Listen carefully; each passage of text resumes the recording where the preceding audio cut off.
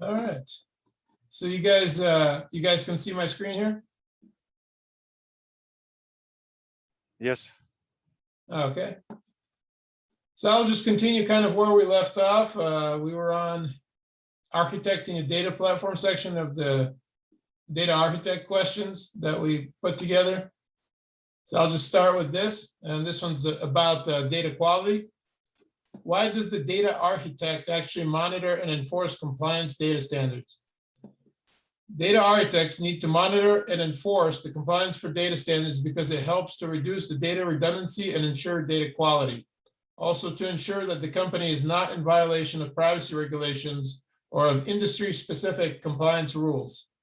It is part of the architectural duties to enable compliance processes to actively secure ongoing data integrity and privacy. And these days, this is a big deal. Sometimes there's people in really high level position dealing with this stuff, and that's all they deal with, really. What are conformed dimensions? In data warehousing, a conformed dimension is a dimension that has the same meaning to every fact with which it relates. Date is a common conformed dimension because its attributes, day, week, month, quarter, year, have the same meaning when they join to any fact table. So what is a fact table then? A fact table is found at the center of the star schema or snowflake schema, surrounded by dimension tables. A fact table consists of facts of a particular business process, sales transactions, for example. Fact table records capture measurements or metrics of facts. Now, additive and semi-additive and non-additive facts. The numeric measures in a fact table fall into three categories. Full additive measures can be summed up across any of the dimensions. Semi-additive measures, usually balance amounts, can be summed up across some dimensions, but not all. Balance amounts are additive across all dimensions except time. Non-additive, such as ratios, good approach is to calculate them, not in the fact table, but in the BI layer or OLAP cube. Explain the different data models that are available in detail. There are three different kinds of data models. Conceptual, which is a high-level design of the available physical data. Logical, entity names, entity relationships, attributes, primary keys, and foreign keys. And physical, how the data model is implemented in the database. All the primary keys, foreign keys, table names, and column names will be showing up. So differentiate between dimension and attribute. In star schema, there are dimension tables around the central fact table. Dimensions contain qualitative values such as names, dates, and geographical data. You can use dimensions to categorize, segment, and reveal the details in your data. Dimensions may allow to affect the level of detail. For example, you can aggregate by month or by year. Granularity, basically. Attributes are subsets of dimensions. They are columns, maybe text values with descriptive data such as region and product. For example, product name and product category are nothing but an attribute of the product dimension. Measures contain numeric qualitative values that you can measure. So what is an ER model? ER model stands for an entity relationship model. It is a high-level data model. This model is used to define the data elements and relationships for a specific system. In ER modeling, the database structure is portrayed as a diagram called an entity relationship diagram, ERD. What are the common mistakes that you encounter during data modeling activity? List them out. Some of the common mistakes that are encountered during data modeling activities include trying to build massive data models with too many tables.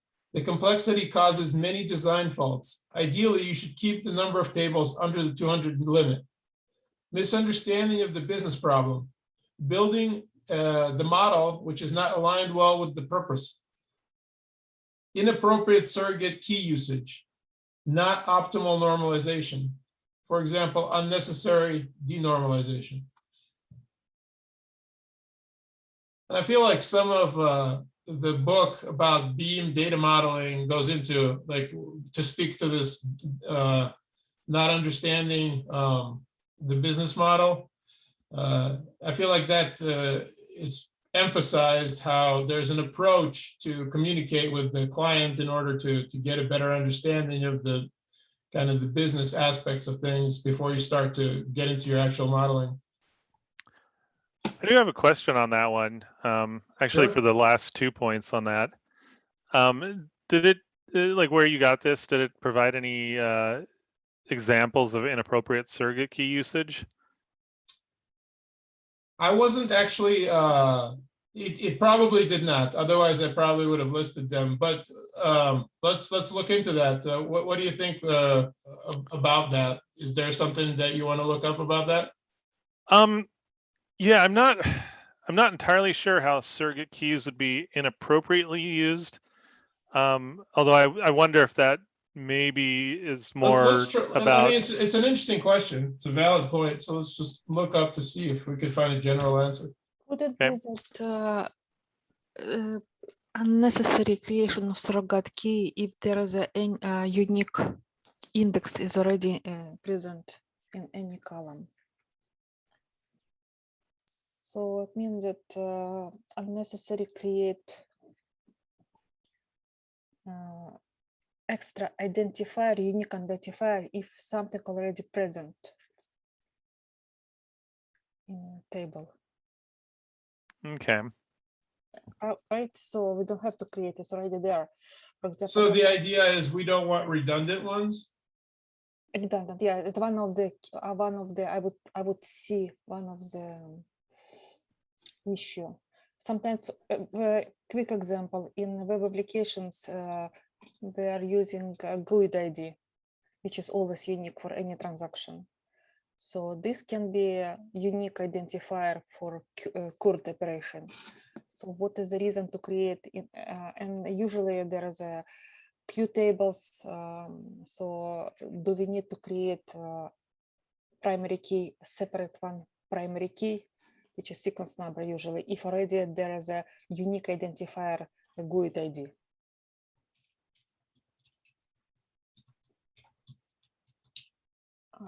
It's one example.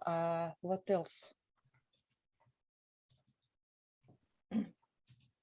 Yeah, to summarize probably redundancy.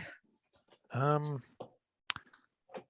don't know. Maybe another example would be sort of the flip side of that. Not creating a surrogate key when you do need one.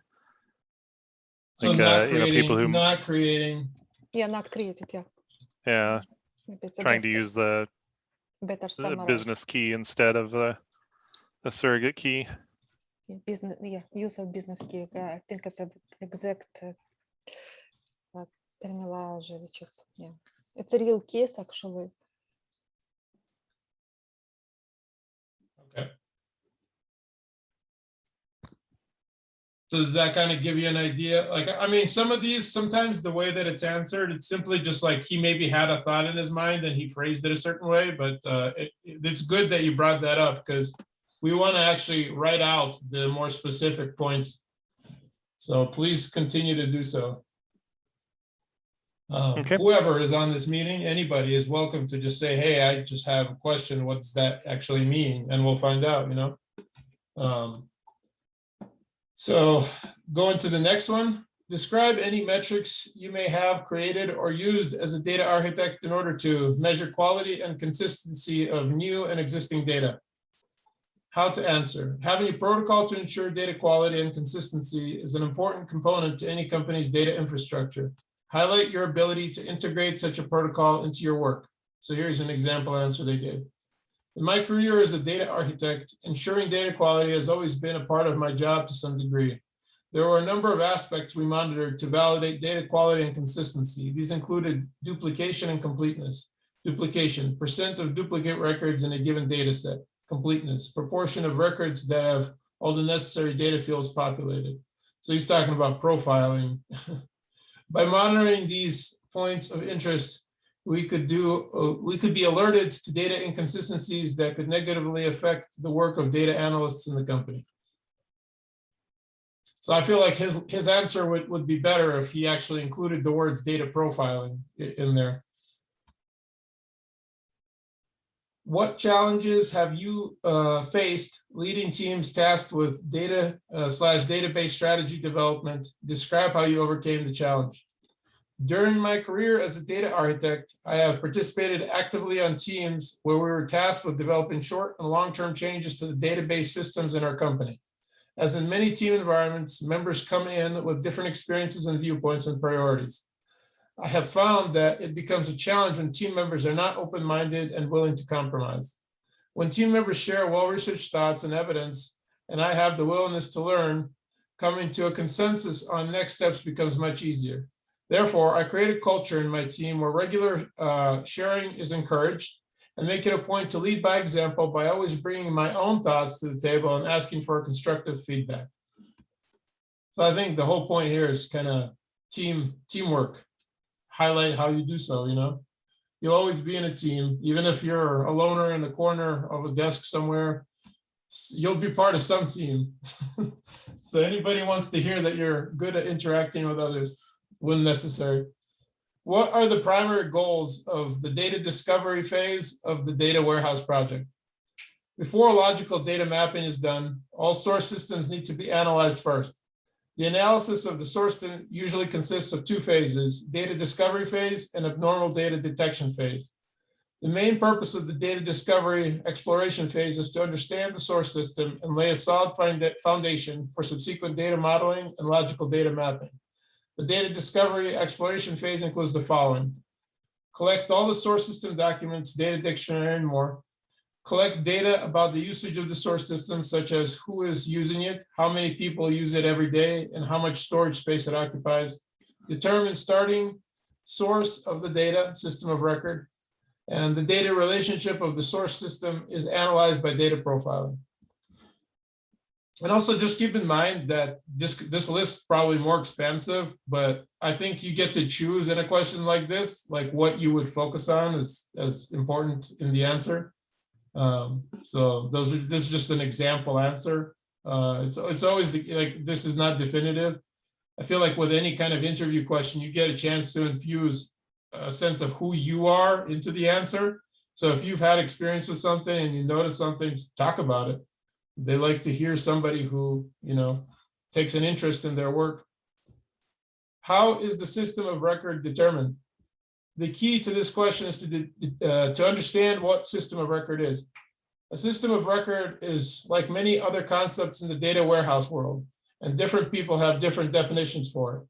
In Kimball's system of record refers to the place where the data was originally generated, that is the starting source of the data. In large enterprise, data is stored redundantly in different places.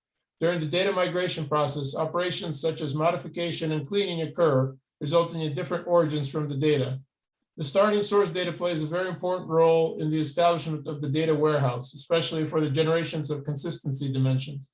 We start building data warehouses from the downstream of the starting source data, and we are at a greater risk of encountering junk data.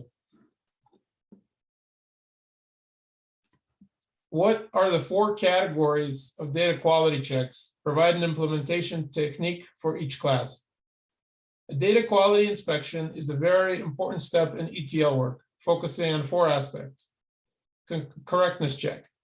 Check whether data values and their descriptions truly reflect objective transactions. For example, check that the description of the address is complete. Unambiguity check. Checks if the data value and its description have only one meaning or only one explanation. For example, same city name may exist in 2 different countries. Consistency check. Check whether data values and their descriptions are uniform and are represented by fixed convention symbols. And then the completeness check. There are 2 places to check for completeness. One is to check the data value of the field and its description is complete. For example, check if the value is a null. The other is to check if the total value of the record is complete and whether some conditions may have been forgotten. Describe in some depth what is dimensional consistency. Dimensional consistency means that we use the same unit or description / labels. For example, the same time dimension table may be used with different fact tables. Dimension consistency can be measured as a % of matched values across various records. Data consistency is often associated with data accuracy, and any data set scoring high on both will be a high quality data set. All right. What are bridge tables how are bridge tables delivered to classify groups of dimension records associated to a single fact? A bridge table is a special type of table in dimensional modeling. When modeling a data warehouse, you will encounter a hierarchical dimension table. One way to model such a table is to create a parent-child table. That is, each record includes a field that points to its parent record. This parent-child label is especially useful when the depth of the hierarchy is variable and is a compact and efficient way to model. However, this modeling method also has the disadvantage that it is difficult to operate under recursive structure with standard SQL.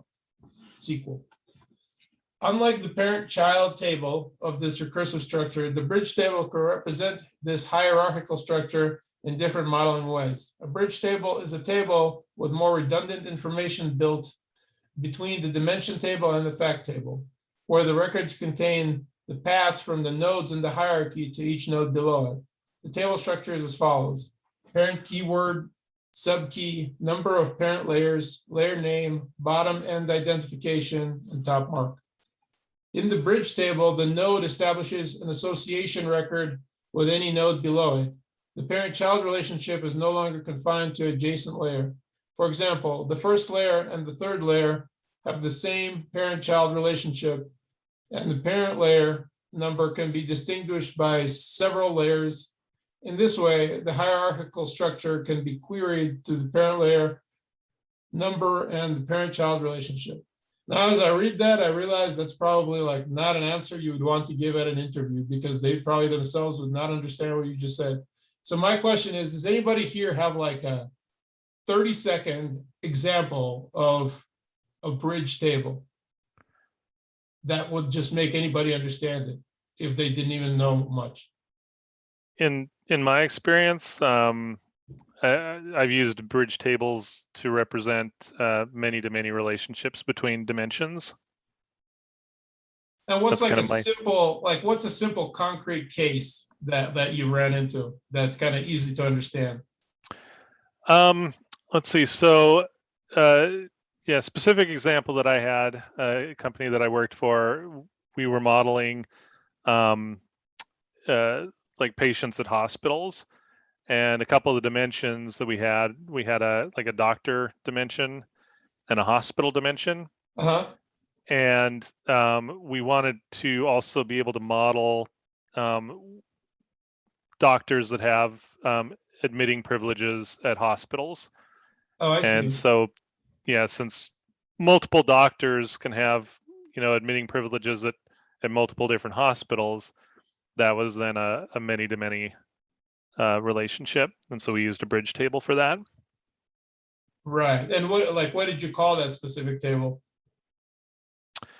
Let's see. I think we called it, let's see, like to differentiate it from a fact, I think we still called it the dim, but we referenced the two dimensions. So it was like dim doctor to hospital or something like that.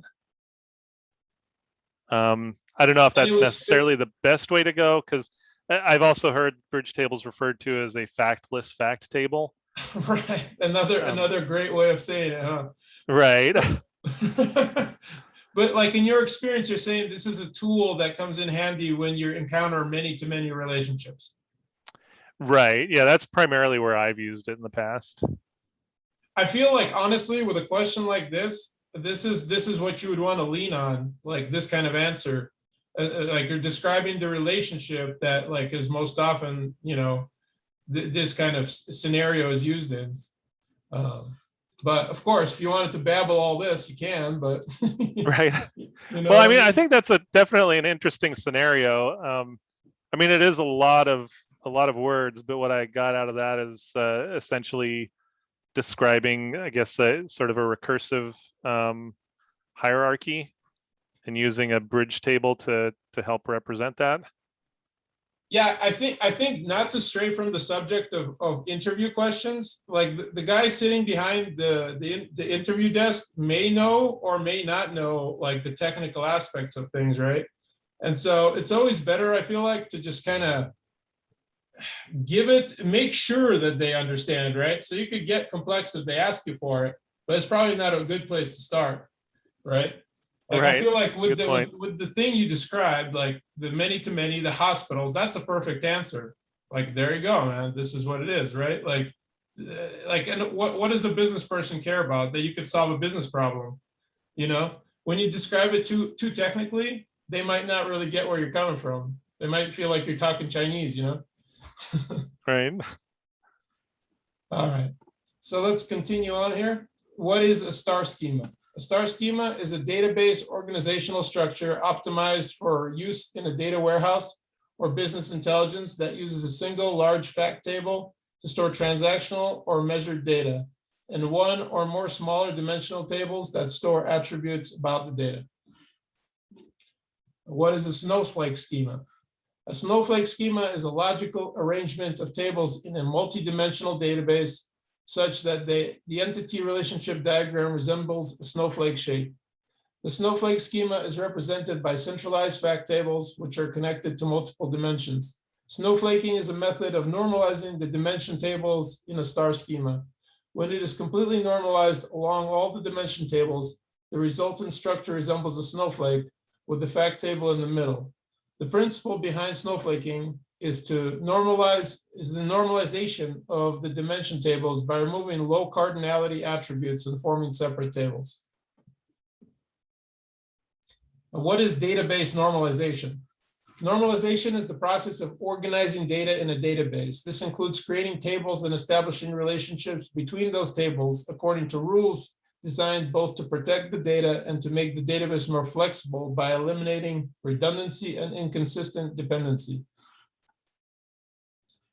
And lastly, what is domain in a data model? A domain is an object that you define and populate with metadata. Data about data, such as data types, validation rules, dependencies, or default values. One way to utilize domain is in place of standard data types to maintain data type consistency in a database. For example, if your company has offices in the United States and France, you might create a domain named US home phone that has a variable character type of length 12 and a domain name France home phone that has a variable character data type of length 8.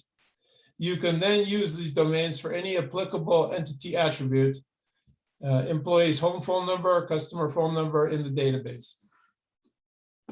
So we are through with that section and moving to the ETL. We're close to the end here.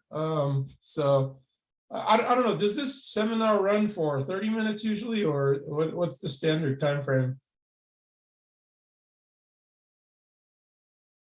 Okay. I believe it's 40 minutes. Yeah, it's Okay. 40.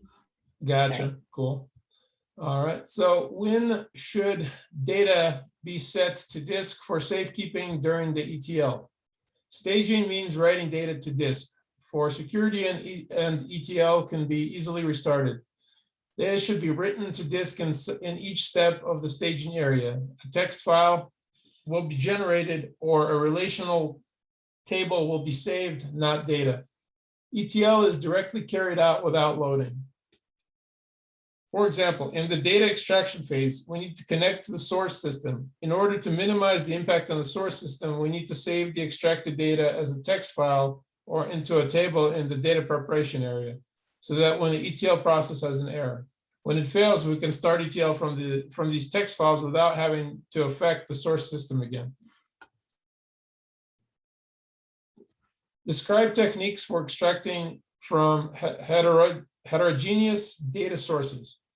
In a data warehouse project, the data that needs to be extracted often comes from different data sources. Their logical structure and physical structure may be different, which is called heterogeneous data source. When integrating and extracting heterogeneous data sources, what we need to do is to identify all source systems, perform a profile analysis of the source system, define data matching logic, establish filtering rules, and generate consistency dimensions. For the case where the operating system platform and the data platform of the source system are different, we need to determine how to perform data extraction according to the actual situation. The usual method includes establishing an ODBC connection, defining an interface file, and establishing a DB link. At which stage of the ETL should data be profiled? Data profiling is an analysis of the content of the source data and should be completed as soon as possible after the start of the project. It will have a great impact on design and implementation. Data profiling should begin immediately after the requirements collection is completed. Data profiling is not only a quantitative description of data profile of the source system, but also an error event table and audit dimension that needs to be established in the ETL system. Lay the foundation and provide data for it. What are the core deliverables of the data quality part of the ETL project? Core deliverables of the data quality of the ETL project are mainly the following three. Data profiling results. That is the result is an analysis of the data status of the source system, including how many tables are in the source system, how many fields are in each table, how many are empty between the tables, whether there is a foreign key relationship or the like that reflects the quality of the source system data. This content is used to determine the design and implementation of the data migration and to provide the relevant data needed for the error event fact table and the audit dimension table. Error event fact table. The error event fact table and associated series of dimension tables are a major deliverable of the data quality check section. Granularity is the error message in every data quality check. Related dimensions include a date dimension table, a migration information dimension table, and an error event information dimension table, where the type of the error event information dimension table. The source system information table, the related table information, and the SQL used for checking. The error event fact table is not available to the front-end user. Audit dimension table. The audit dimension table is the dimension table that provides end users with a description of the quality of the data. It describes the data source of the fact table used by the user, the quality of the data, and so on. How can data quality be quantified in the data warehouse? In data warehousing projects, the data quality of the source system is usually quantified by the detection of irregular data, anomaly detection. Unless a dedicated data quality survey project team is established, this work should be done by the ETL project team. Grouped SQL can usually be used to check if the data conforms to the domain dimension definition rules. For tables with small data volumes, you can do this directly using SQL, similar to the following. Select state, count, star, well, you see it, SQL code. For tables with a large amount of data, sampling techniques are generally used to reduce the amount of data, and then irregular data detection is performed, similar to SQL as follows. So he's giving kind of some technical SQL statements here. If you follow it, I feel that if you're ever at an interview, maybe this is a good example of what not to do. Like, don't do that. Like, I don't think at an interview they want to hear you talk about a SQL statement. At least, like, actually talk one out. So you use that question that way. What are surrogate keys? Explain how the surrogate key pipeline works. In the migration process of the dimension table, there is a way to use the meaningless integer value assigned to the dimension record as the primary key of the dimension record. These integer values as the primary key are called the surrogate key.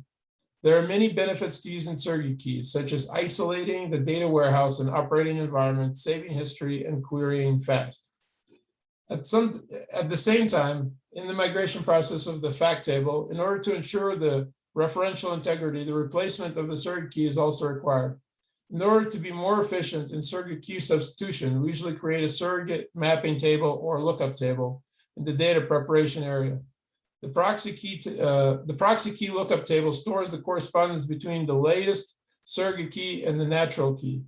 In the proxy key replacement of the fact table, in order to ensure high efficiency, the data in the proxy key lookup table needs to be loaded into the memory, and multiple threads can be opened in turn to replace the different proxy keys in the same record, so that a fact is recorded and all surrogate keys are replaced and then written to disk. This replacement process is called the surrogate key pipeline. Now, has anybody ever kind of dealt directly with creating a surrogate key pipeline?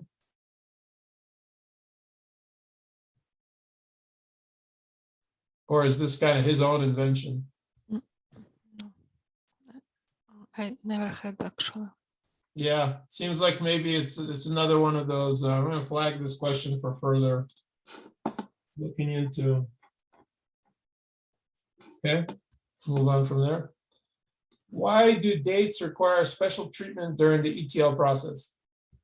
In data warehouse projects, analysis is the dominant demand, and date and time-based analysis is a large proportion. In an operational source system, the date is usually the date time type of SQL. If you use SQL to temporarily handle this type of field during analysis, there will be some problems such as poor efficiency.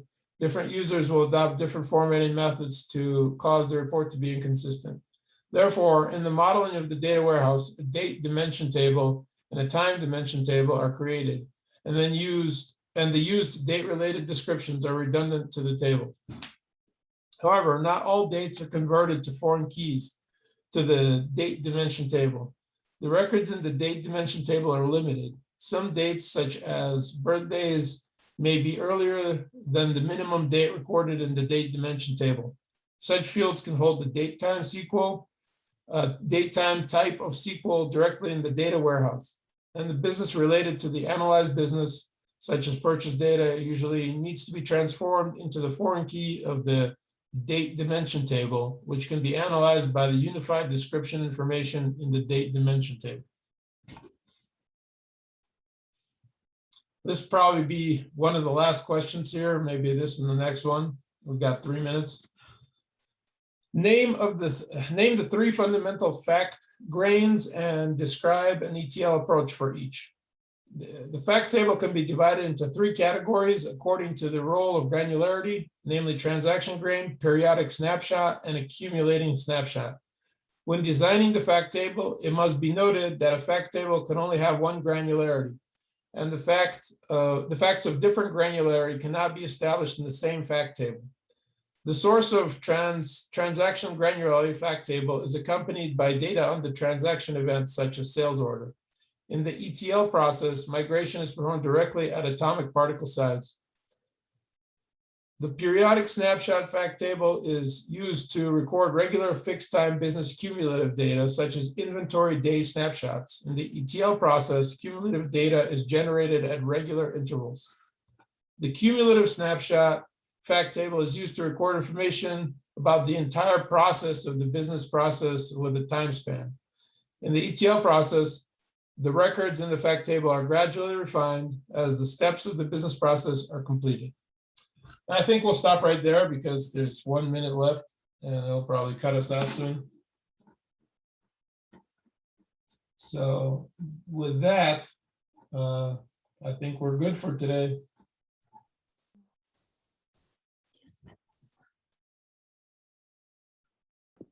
Thank you so much. Yeah, no problem. Yeah, thank you. Yeah, thank you very much. Thank You you. guys have a great day. Have a You good too. Great weekend. weekend, Great everyone. weekend, everyone. Yeah, yes, we can. Okay, thank you. Thanks. Bye. Bye. Bye. Bye-bye.